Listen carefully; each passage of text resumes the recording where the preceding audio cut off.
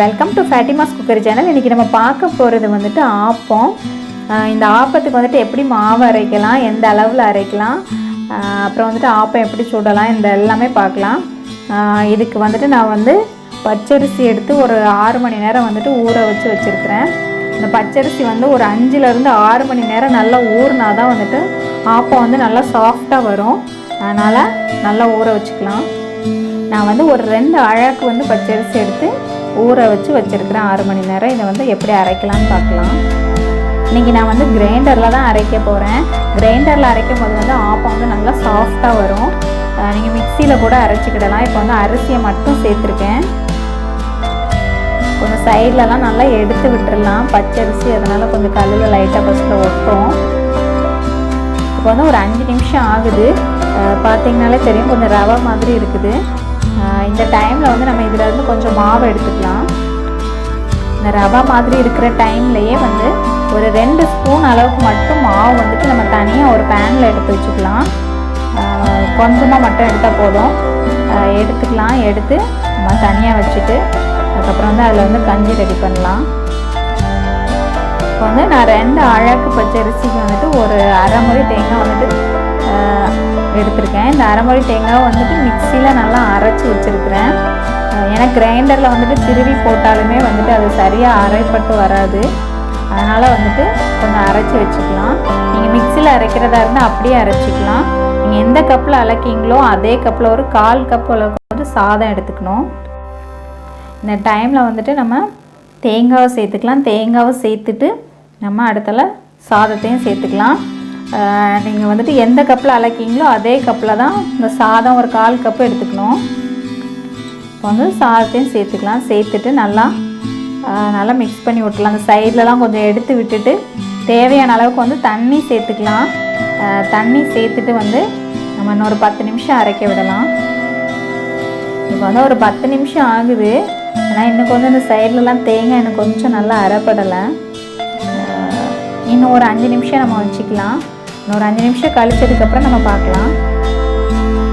இப்போ வந்து எடுத்து வச்சுருக்கிற மாவு வந்துட்டு நான் ஒரு 2 டேபிள் ஸ்பூன் தான் எடுத்து வச்சுருக்கேன்.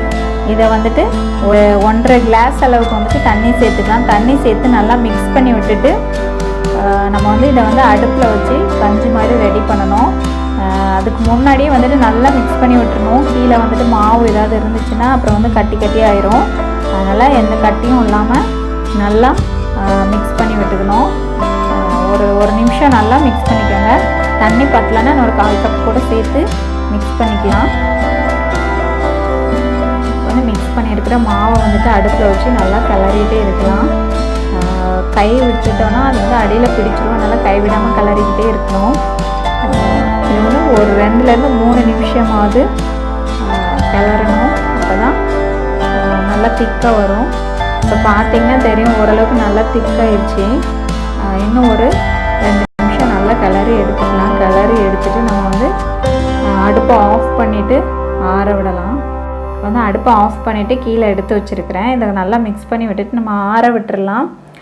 இது வந்துட்டு கொஞ்சம் லைட்டு சூடோடு இருக்கிறப்போ வந்து நம்ம அந்த மாவு கூட வந்து மிக்ஸ் பண்ணிக்கிடலாம். இப்போ வந்து மாவு வந்துட்டு ரெடி ஆயிடுச்சு. இதை வந்து தனியாக நம்ம எடுத்து வச்சுக்கலாம். இந்த மாவு அரைக்கிறதுக்கு வந்து ஒரு 15லேருந்து 20 நிமிஷம் ஆகும். இப்போ நல்லா அரைஞ்சிருச்சு, எடுத்துக்கலாம். இப்போ வந்து அரைச்ச மாவு வந்து தனியாக வந்துட்டு ஒரு பாத்திரத்தில் வந்து எடுத்து வச்சுருக்கிறேன். இந்த டைமில் வந்து நம்ம ஆற வச்சுருக்கிற அந்த கஞ்சியை சேர்த்துக்கலாம். ரொம்ப சூடோடவும் சேர்க்கக்கூடாது, அதே நேரத்தில் ரொம்ப ஆறியும் போயிடக்கூடாது. லைட்டு சூடு இருக்கிறப்போ நம்ம சேர்த்துக்கலாம்.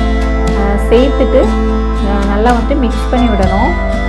இப்போ வந்துட்டு எல்லாத்தையுமே சேர்த்துக்கணும். இப்போ வந்து நல்லா பீட்டர் வச்சு நல்லா மிக்ஸ் பண்ணி விட்டுக்கலாம். நல்லா ஒரு நிமிஷம் நல்லா மிக்ஸ் பண்ணணும். அந்த மாவு அந்த கஞ்சி எல்லாமே சேர்ந்து கலந்து வரணும். நல்லா மிக்ஸ் பண்ணிவிட்டு நம்ம மூடி போட்டு ஒரு 8லேருந்து 10 மணி நேரம் வந்துட்டு புளிக்க வைக்கணும். மாவு வந்துட்டு எந்த அளவுக்கு புளிக்குதோ அந்த அளவுக்கு தான் ஆப்பம் வந்து நல்லா சாஃப்டாக வரும். அதனால் நல்லா புளிக்க வச்சு எடுத்துக்கணும். உங்களுக்கு வெயில் டைம்னால் வந்து சீக்கிரமாகவே புளிச்சிடும். மழை டைம்னால் கொஞ்சம் டைம் எடுக்கும். புளிக்க வச்சு எடுத்துக்கலாம். நேற்று வந்துட்டு ஒரு 7 o'clock நான் ஆட்டி வச்சுருக்கிறேன். இப்போ வந்து மார்னிங் ஆகுது. மார்னிங்கில் பார்க்கலாம் எப்படி நல்லா புளிச்சு வந்திருக்கு. இது பார்த்தாலே தெரியுது, நல்லா சாஃப்டாக மாவு பாருங்கள், நல்லா புளிச்சிருக்கு. இது கூட வந்துட்டு நம்ம ஒரு டேபிள் ஸ்பூன் அளவுக்கு சீனியும் கொஞ்சம் தேவையான அளவுக்கு வந்துட்டு உப்பும் சேர்த்து மிக்ஸ் பண்ணி வச்சுட்டு ஒரு 10 நிமிஷம் வந்து நம்ம மூடி போட்டு வச்சிடலாம். அந்த சீனி உப்பு எல்லாமே மாவு கூட நல்லா மிக்ஸ் ஆகி வரணும். அதுக்கப்புறம் நம்ம எடுத்து ஆப்பம் ஊற்றலாம். இப்போ வந்து ஒரு 10 நிமிஷம் ஆகுது. மாவை நல்லா மிக்ஸ் பண்ணி விட்டுக்கோங்க. எந்த அளவுக்கு இந்த பபிள்ஸ்லாம் தெரியுதோ அந்த அளவுக்கு வந்துட்டு மாவு வந்து சாஃப்டாக இருக்குது. இப்போ வந்து அடுப்பில் வந்து கல் வச்சுருக்கிறேன். இது வந்து நல்லா சூடானதுக்கப்புறம் வந்து நம்ம மாவு வந்து சேர்த்துக்கலாம். ஃபஸ்ட்டு வந்து ஒரு சின்ன கரண்டி அளவுக்கு சேர்த்துக்கிறேன். சேர்த்துட்டு இந்த பக்கம் ஒரு சுற்று அந்த பக்கம் ஒரு சுற்று சுற்றுனீங்கனாலே ஆப்பம் வந்துட்டு நல்லா வந்துடும். அவ்வளோதான். மூடி போட்டு வேக விடலாம். ஒரு 2 நிமிஷம் ஆகுது. ஆப்பம் வந்து நல்லா வெந்துடுச்சு. இதை வந்து பார்த்து எடுக்கணும். ஏன் ரொம்ப சாஃப்டாக இருக்கும். இது வந்து பிஞ்சிடாமல் பார்த்து எடுத்துக்கலாம். பாருங்கள், நம்மளோட ஆப்பம் வந்துட்டு ரெடி ஆயிடுச்சு. நம்மளோட ஆப்பம் பார்த்திங்கன்னா எவ்வளோ சாஃப்டாக வந்திருக்குன்னு பாருங்கள். அதே அளவுக்கு டேஸ்ட்டும் வந்துட்டு நல்லா சூப்பராக இருக்கும். எல்லாருமே செஞ்சு பாருங்கள். உங்களுக்கு கிறிஸ்பியாக வேணும்னா இன்னும் கொஞ்சம் நேரம் அடுப்பில் வச்சிங்கன்னா நல்லா கிறிஸ்பி ஆகிடும். ஆப்பத்துக்கு வந்து தேங்காய் பால், சொதி, அப்புறம் வந்துட்டு குருமா, இந்த மாதிரி எது வேணாலும் வச்சுக்கலாம். உங்கள் கமெண்ட்ஸை ஷேர் பண்ணுங்கள், லைக் பண்ணுங்கள், சப்ஸ்கிரைப் பண்ணுங்கள். தேங்க்யூ.